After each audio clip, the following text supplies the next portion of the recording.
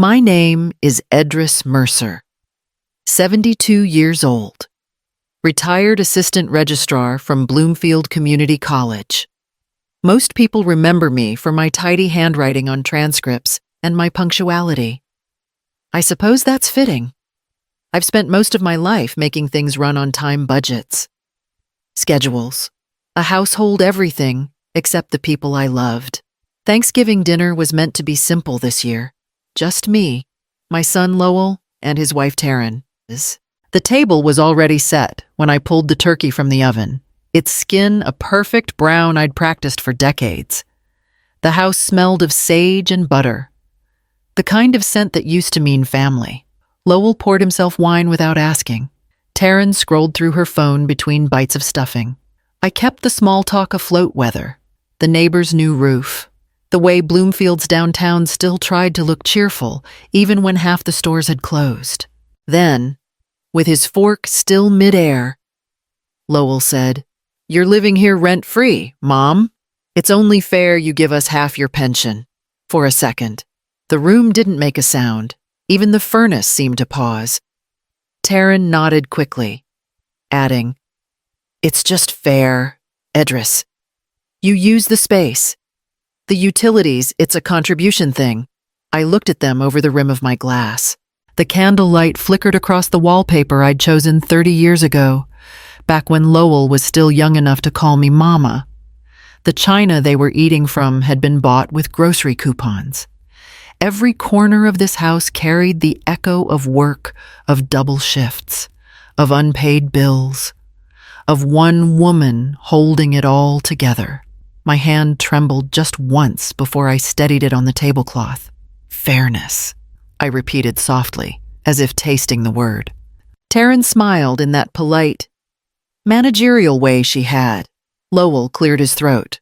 Already uncomfortable with my calm, I reached for the carving knife. Not for drama, just to slice another piece of turkey. "Then let's be fair," I said, starting with who paid for what. The knife met the meat cleanly, the sound sharp and final. Later that night, after they'd gone upstairs, I sat alone in the quiet kitchen, the scent of roasted sage still thick in the air, and whispered to myself, if fairness is the word they chose, then we'll define it properly. And that was when I knew the holiday was over. After they went upstairs that night, I stayed in the kitchen long enough for the candles to burn themselves out.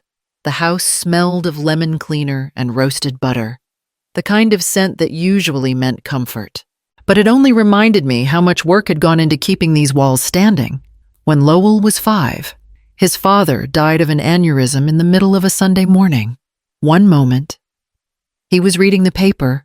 The next, he was gone, coffee still warm. Headlines still folded. Grief didn't give me time to think. I went back to work the next day at the registrar's office because the bills didn't care that I was newly widowed. For the next 3 decades, I learned how to stretch a paycheck until it nearly tore. I graded papers at night for extra income, tutored neighborhood kids, mended my own clothes instead of buying new ones. Every dollar I saved went into a small account labeled house fund. At 50, I signed the papers for this Bloomfield home, the first thing I'd ever owned without anyone's help. The floors creak now in the same rhythm they did that summer. And sometimes, when I sweep the hall, I still see Lowell's muddy footprints from those first weeks. Back then, he used to run down the stairs yelling that breakfast smelled like happiness. When he called last year to say he'd lost his job, I didn't hesitate. "Come home for a few months," I told him. "You and Taryn can get back on your feet." I meant it. I wanted to be useful again, to have laughter echo through the rooms.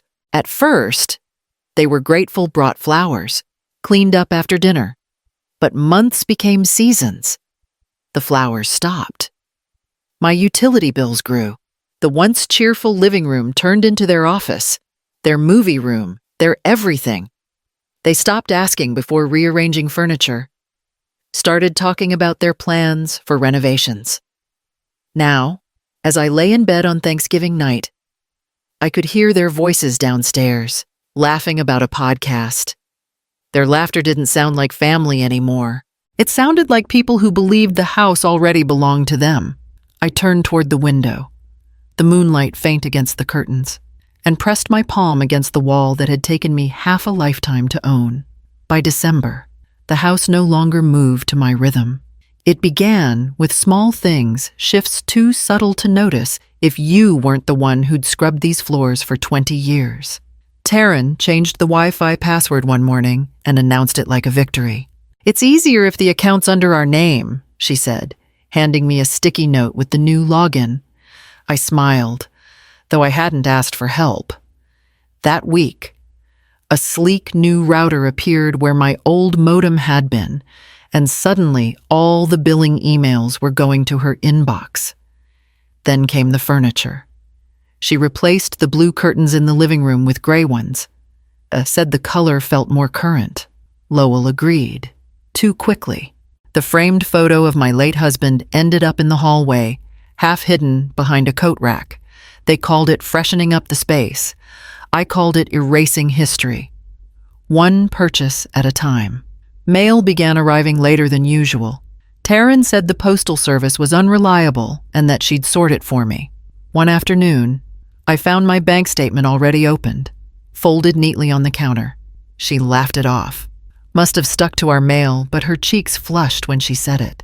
When I logged in to check my accounts, a few notification settings were different.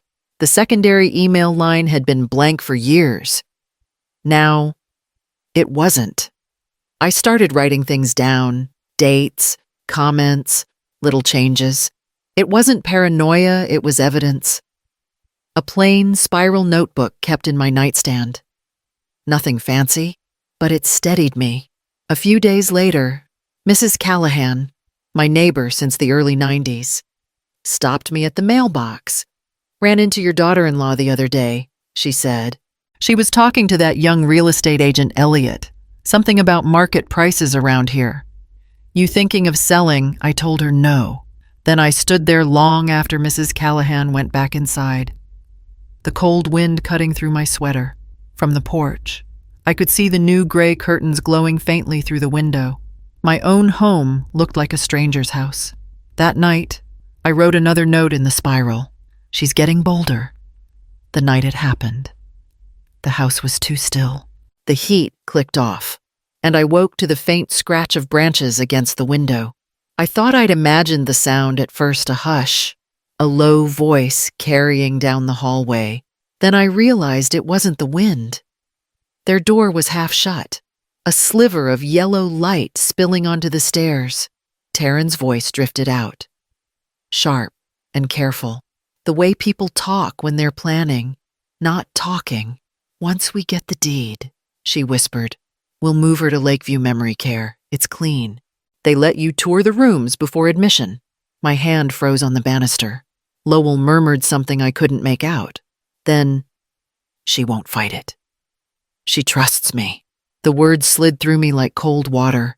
For a moment, I couldn't breathe. Then I backed away from the light, one step at a time, until the floor stopped creaking beneath my feet. In my room, I sat on the edge of the bed, heart pounding, trying to decide if I'd misheard. But I hadn't. The sentence kept repeating in my mind, each word heavier than the last. They weren't just taking the house, they were planning to take me. I switched on the lamp and pulled my spiral notebook from the drawer. My hands shook as I wrote 11:43 p.m. Heard Taryn say, "Once we get the deed," mentioned Lakeview Memory Care. Lowell agreed. Then I wrote another note, testing myself. Name Edris Mercer. Address 104 Grant Street. Birth year 1952. Husband Harold Mercer, deceased 1991. The details came easily, like reciting a prayer I'd known all my life. My memory was fine. My mind was fine. The clock read 12:18 when I finally turned off the light. Outside, the branches brushed the siding like a warning. By dawn, the notebook was closed. My decision made. Tomorrow, I would call Marianne Lyle, the only person left who still believed paperwork could save a life. By morning, The fear had cooled into something steadier. I brewed coffee, dressed as if for an ordinary errand, and left before either of them came downstairs. The December air bit through my coat as I drove across Bloomfield, the streets still slick from last night's frost. Marianne Lyle's office sat above a dry cleaner on Grant Avenue, a modest suite lined with wood paneling and framed photos of clients, older couples smiling beside the words, Elder Rights. Protected. She'd helped me draft my first will 15 years ago, back when Lowell was still worth trusting. She looked up from her desk and smiled gently. You look like someone who's already decided. I have. I said, it's time to take him out. No dramatics.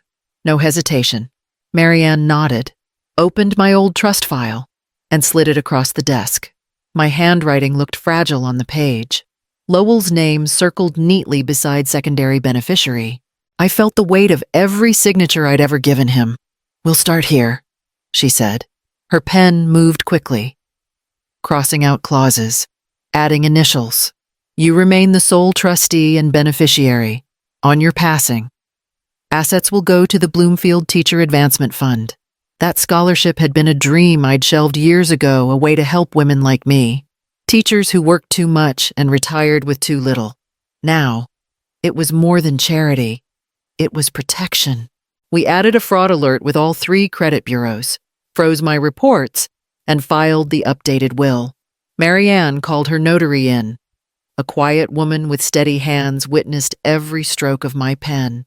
When the papers were sealed, Marianne leaned back. Keep the originals off site, she said. And Edris, don't tell them you've done this. Let them think nothing's changed.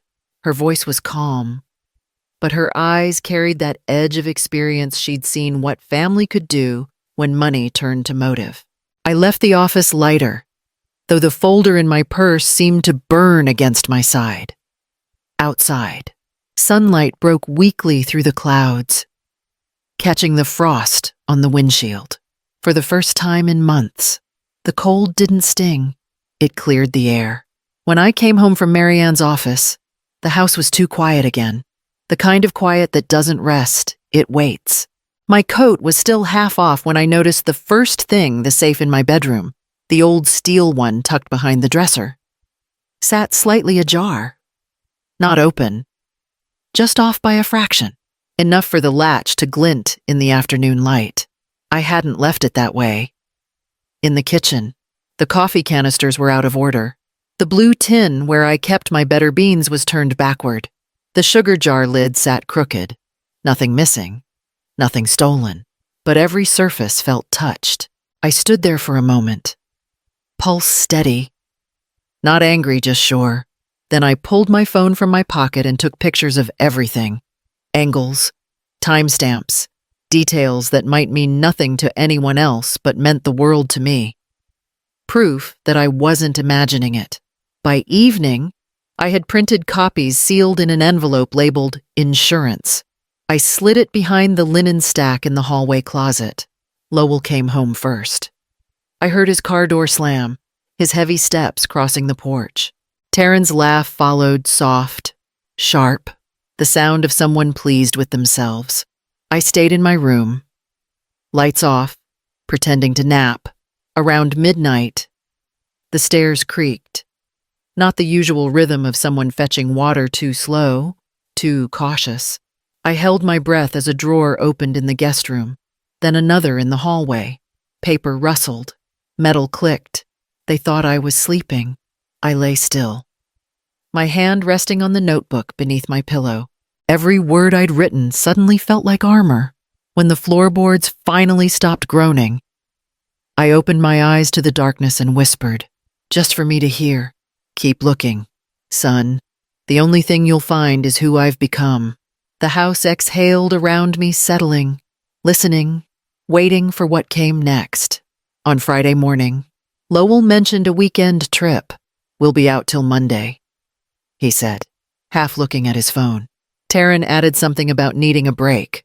They didn't ask if I minded. They hadn't in months. When the front door closed behind them, I stood in the quiet. waiting for the car engine to fade down the street. Then I made the call. The locksmith arrived just after noon, a young man named Eli, polite and efficient, smelling faintly of sawdust. He didn't ask questions, only nodded when I told him I wanted every lock changed front, back, side, even the basement hatch. The sound of his drill filled the house, echoing through the walls like thunder in a storm that had been gathering too long. By 2:30, he handed me a new set of keys, 3 copies, shiny and unmarked. I paid in cash. He offered to test them all again, but I shook my head. "I'll do it myself," I said. My voice was calm, steady. I almost didn't recognize it.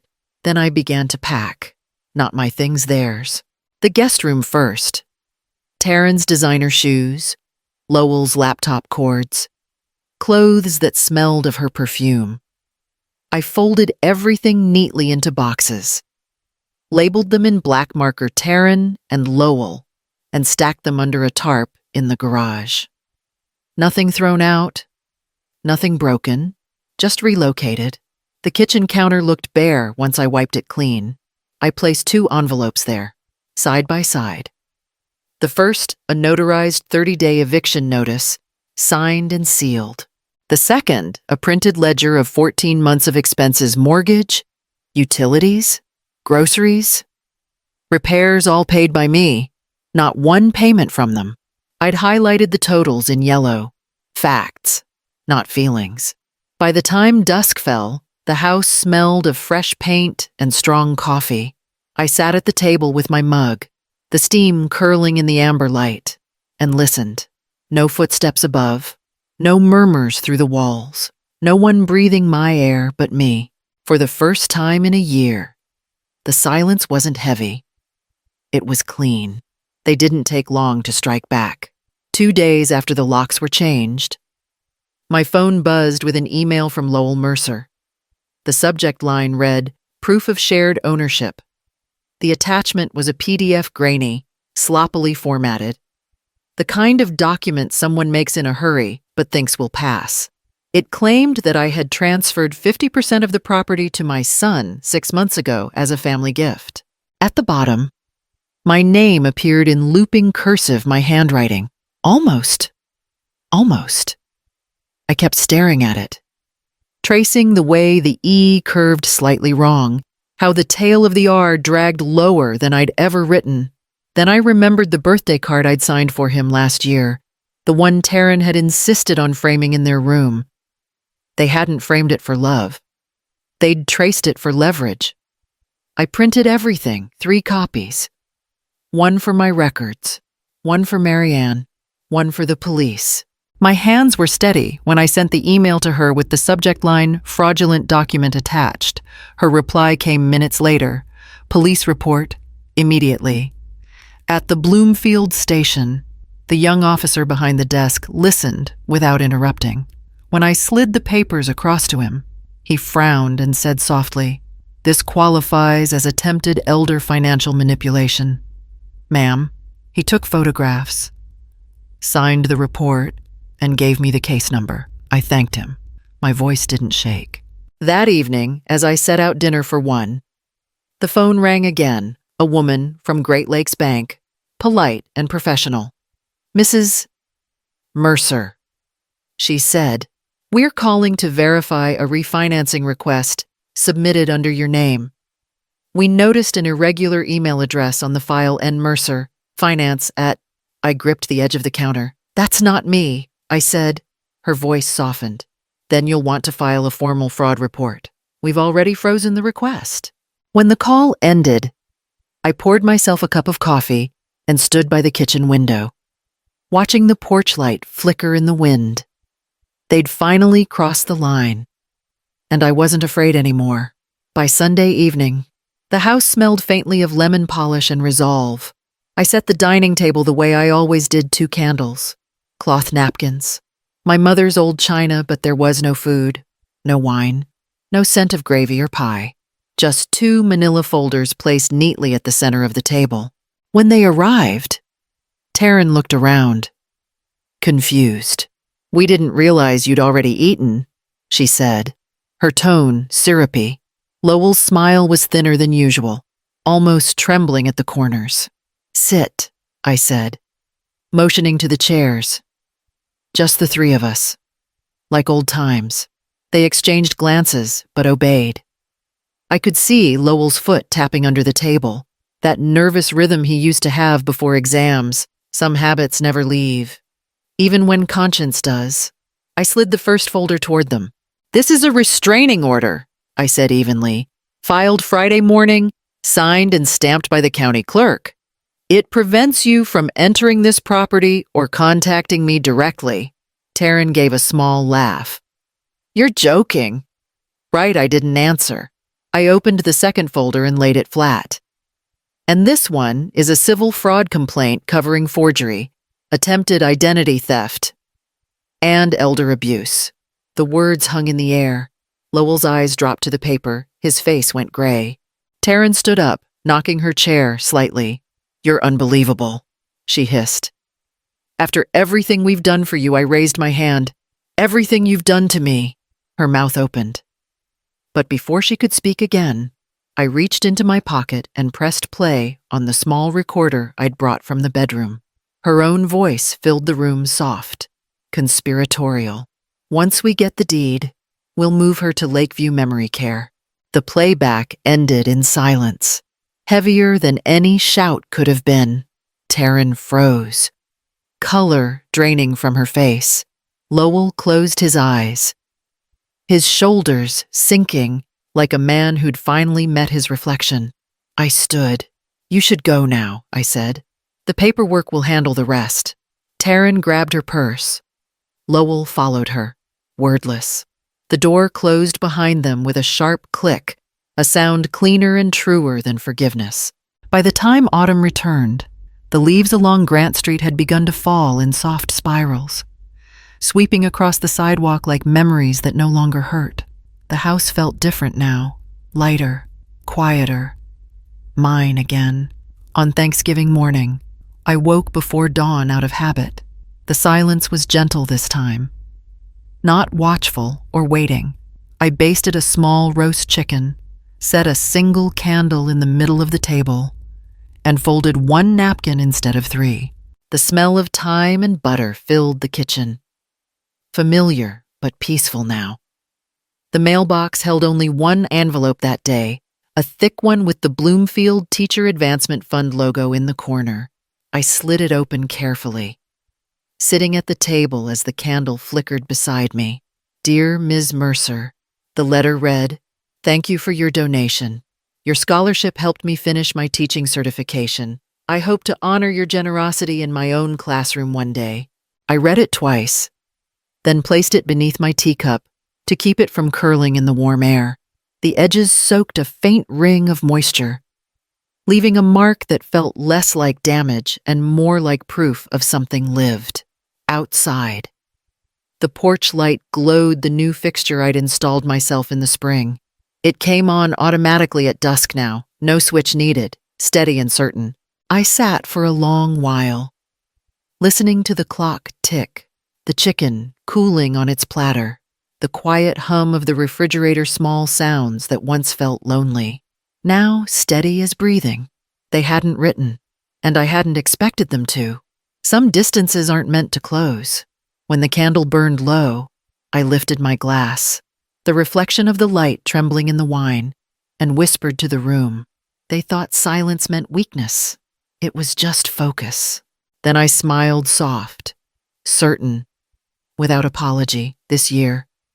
I finally gave thanks to myself.